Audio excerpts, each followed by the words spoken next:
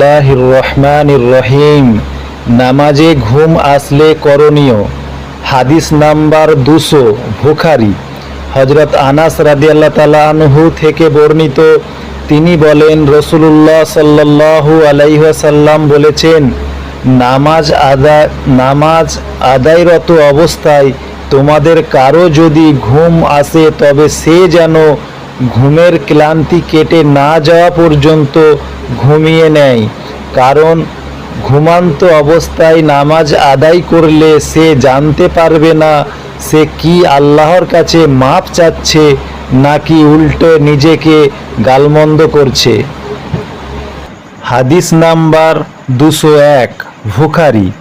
হযরত আনাস রাদিয়াল্লাহু তাআলা আনহু থেকে বর্ণিত, তিনি বলেন, রাসূলুল্লাহ সাল্লাল্লাহু আলাইহি সাল্লাম বলেছেন, তোমাদের কারো নামাজের ঝিমনি এলে সে যেন ঘুমিয়ে নেয় যতক্ষণ না সে বুঝে সে কি পড়ছে। হাদিস নাম্বার 202, বুখারী। হযরত আনাস রাদিয়াল্লাহু তাআলা আনহু থেকে বর্ণিত, তিনি বলেন, নবী করিম সাল্লাল্লাহু আলাইহি সাল্লাম প্রত্যেক নামাজের আগে ওযু করতেন। আনাসকে জিজ্ঞেস করা হলো, আপনারা কি করতেন? তিনি বললেন, আমাদের জন্য হদস না হওয়া পর্যন্ত একই ওযুই যথেষ্ট ছিল। ছাতু খেয়ে শুধু কুল্লি করা। হাদিস নাম্বার 203, বুখারী। হযরত সুয়াইদ ইবনে নোমান রাদিয়াল্লাহু তাআলা আনহু থেকে বর্ণিত, তিনি বলেন, আমরা রাসূলুল্লাহ সাল্লাল্লাহু আলাইহি ওয়াসাল্লামের সাথে খাইবারের যুদ্ধের জন্য বের হলাম। সাহাবা নামক স্থানে পৌঁছে রাসূলুল্লাহ সাল্লাল্লাহু আলাইহি সাল্লাম আমাদেরকে নিয়ে আসরের নামাজ পড়লেন। নামাজের পর তিনি খাবার আনার নির্দেশ দিলেন, কিন্তু ছাতু ছাড়া অন্য কিছু পাওয়া গেল না। আমরা তা খেলাম ও পান করলাম। তারপর নবী করিম সাল্লাল্লাহু আলাইহি সাল্লাম মাগরিবের নামাজের জন্য দাঁড়ালেন এবং কুল্লি করে নামাজ পড়লেন, কিন্তু উযু করলেন না।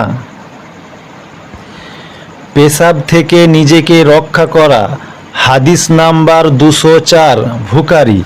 হযরত ইবনে আব্বাস রাদিয়াল্লাহু তাআলা আনহু থেকে বর্ণিত, তিনি বলেন, একদা নবী করিম সাল্লাল্লাহু আলাইহি ওয়াসাল্লাম মদিনার অথবা মক্কার কোনো এক বাগান অতিক্রম করার সময় দুজন মানুষের আওয়াজ শুনতে পেলেন।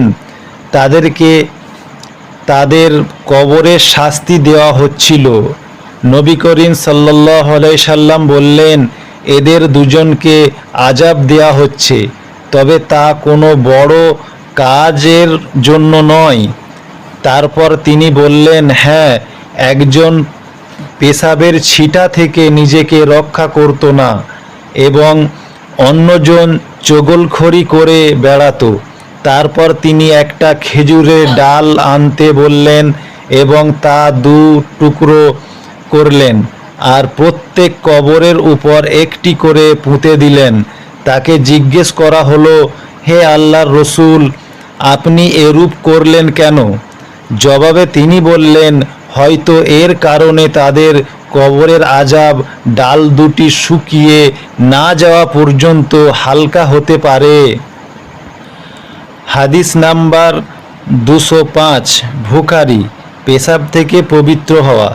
হযরত আনাস রাদিয়াল্লাহু তাআলা আনহু থেকে বর্ণিত, তিনি বলেছেন, নবী করিম সাল্লাল্লাহু আলাইহি ওয়াসাল্লাম যখন প্রাকৃতিক প্রয়োজনের বের হতেন তখন আমি পানি নিয়ে তাকে অনুসরণ করতাম। তিনি তা দিয়ে শৌচ কাজ করতেন। হাদিস নাম্বার 206, বুখারী। হযরত ইবনে আব্বাস রাদিয়াল্লাহু তাআলা আনহু থেকে বর্ণিত, তিনি বলেন, নবী করিম সাল্লাল্লাহু আলাইহি ওয়াসাল্লাম একদা দুটি কবরের পাশ দিয়ে যাওয়ার সময় বললেন, এদেরকে শাস্তি দেওয়া হচ্ছে, তবে কোনো বড় কাজের জন্য এদের শাস্তি দেওয়া হচ্ছে না। এদের একজন পেশাব থেকে নিজেকে রক্ষা করত না এবং অপরজন চকলখড়ি করে বেড়াতো। তারপর তিনি একটি কাঁচা খেজুরের ডাল নিয়ে 2 টুকরো করলেন এবং প্রত্যেক কবরের উপর একটি করে পুঁতে দিলেন। লোকেরা বলল, হে আল্লাহর রসূল, আপনি এরূপ করলেন কেন? তিনি বললেন, হয়তো আল্লাহ তাআলা এর কারণে ডাল দুটি না শুকনো পর্যন্ত কবরের আযাব হালকা করতে পারেন। মসজিদে পেশাবের উপর পানি ঢালা, হাদিস নাম্বার 207, বুখারী।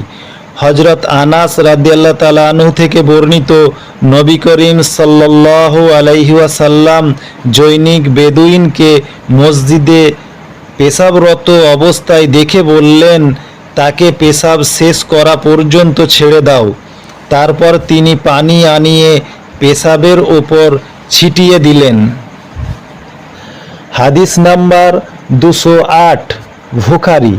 হযরত আবু হুরায়রা রাদিয়াল্লাহু তাআলা আনহু থেকে বর্ণিত, তিনি বলেন, জৈনিক বেদুইন মসজিদে দাঁড়িয়ে প্রসাব করার লোকেরা তাকে ধমক দিয়ে উঠল। তখন নবী করিম সাল্লাল্লাহু আলাইহি সাল্লাম লোকেদেরকে বললেন, তাকে ছেড়ে দাও এবং তার পেশাবের উপর এক বালতি পানি ঢেলে দাও, কেননা আল্লাহ তাআলা তোমাদেরকে মানুষের সাথে সৎ ব্যবহার করার জন্য সৃষ্টি করেছেন, কঠোর ব্যবহারের জন্য নয়। হাদিস নাম্বার 209, বুখারী। হযরত আনাস ইবনে মালিক রাদিয়াল্লাহু তাআলা আনহু থেকে বর্ণিত, তিনি বলেন, একজন বেদুইন এসে মসজিদের আঙিনায় পেশাব করায় সাহাবীগণ তাকে ধমক দিল, কিন্তু নবী করিম সাল্লাল্লাহু আলাইহি সাল্লাম তাদেরকে নিষেধ করলেন এবং যখন সে পেশাব শেষ করল তখন নবী করিম সাল্লাল্লাহু আলাইহি সাল্লাম সাহাবাদেরকে তার পেশাবের ওপর এক বালতি পানি ঢেলে দেবার আদেশ দিলেন। সেই মোতাবেক পানি ঢেলে দেওয়া হলো। শিশুদের পেশাব, হাদিস নাম্বার 210, বুখারী।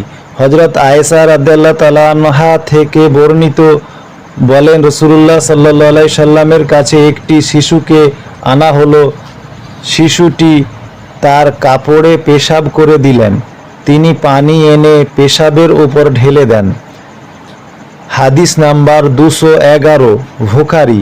হযরত উম্মে কাইস বিনতে মেহসান রাদিয়াল্লাহু তাআলা আনহা থেকে বর্ণিত, তিনি তার ছোট্ট শিশু পুত্র সহ রাসূলুল্লাহ সাল্লাল্লাহু আলাইহি সাল্লামের নিকট এলেন। শিশুটি তখন ভাত খাওয়া ধরেনি।